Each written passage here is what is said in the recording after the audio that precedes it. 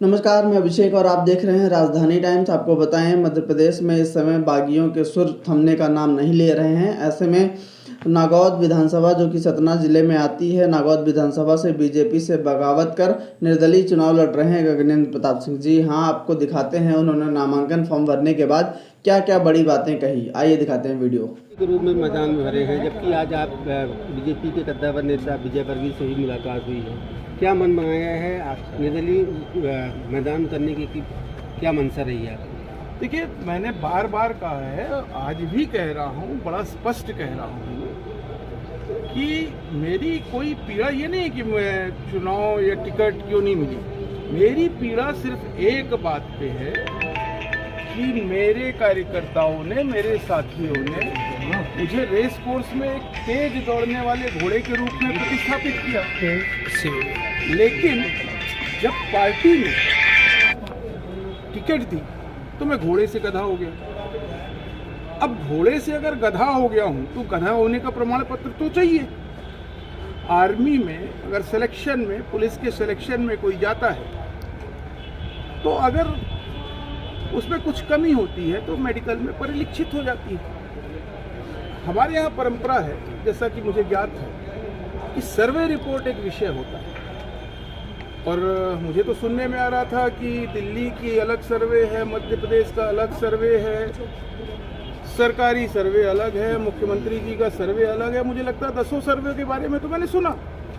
मैंने अपने शीर्ष नेतृत्व से सिर्फ इतना ही निवेदन किया है कि मुझे वो सर्वे रिपोर्ट दिखा दीजिए, मैं भी तो समझ जाऊं कि मैं घोड़ा हूं कि गधा हूं।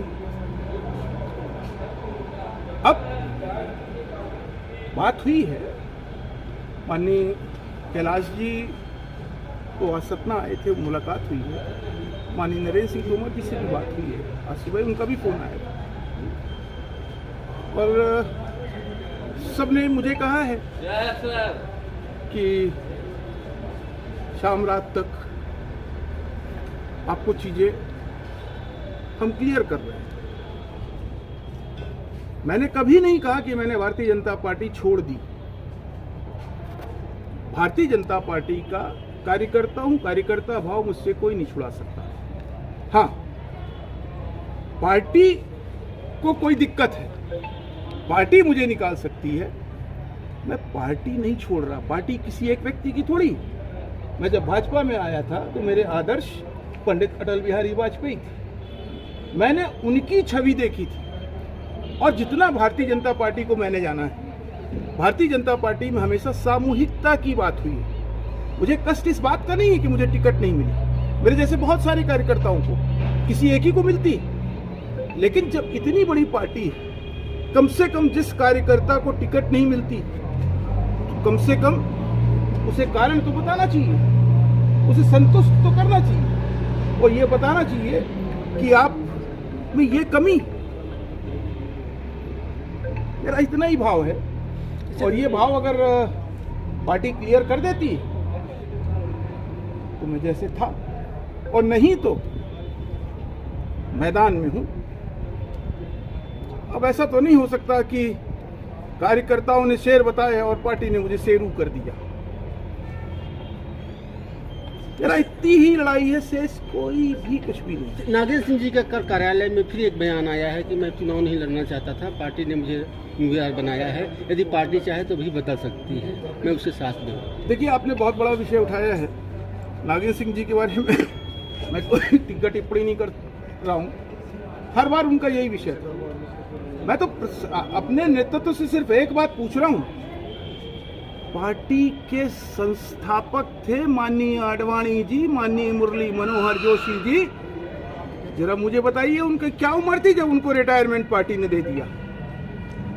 उन्होंने तो पार्टी बनाई थी, खड़ा किया था, और सरकार ने भी 80 प्लस के मतदाताओं को विशेष सुविधा दे दी, मतदान के लिए दिया है।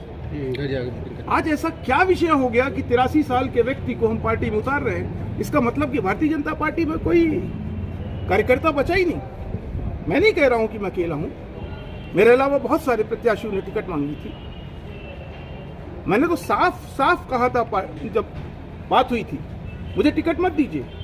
अगर पार्टी का पूरे जिले में जाति समीकरण बिगड़ रहा है तो ये भी यक्ष प्रश्न है। जाति समीकरण बिगड़ रहा था तो क्या भाजपा में कोई ब्राह्मण कैंडिडेट नहीं था? उसके बाद अगर मैं उस कैंडिडेट का काम नहीं करता तो शायद मेरे क्षत्रिय होने पर भी प्रश्न चिन्ह लगाना लाजिमी होता।